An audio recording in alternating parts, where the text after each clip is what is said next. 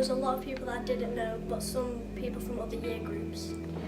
I would describe it as loud, quite cramped, and there was a lot of people from different year groups.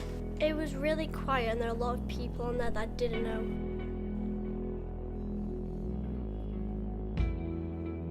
I had to apply for an IGO card, find out what pass I was going to get, where the bus went, where to get on and off.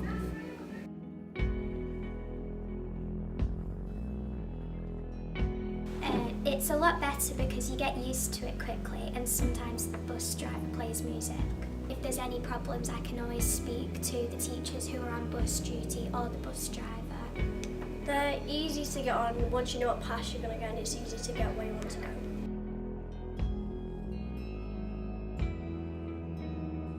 Try to sit further towards the front of the bus to avoid getting in with the wrong crowds and getting in trouble.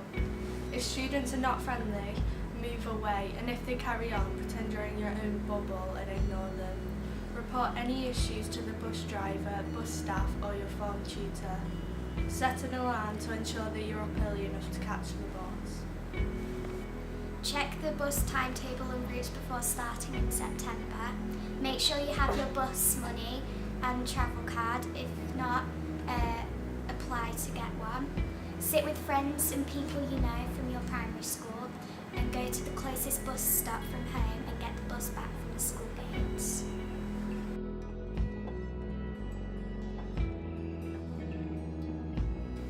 I would improve it by adding a member of staff on the bus, and if there was air conditioning as well.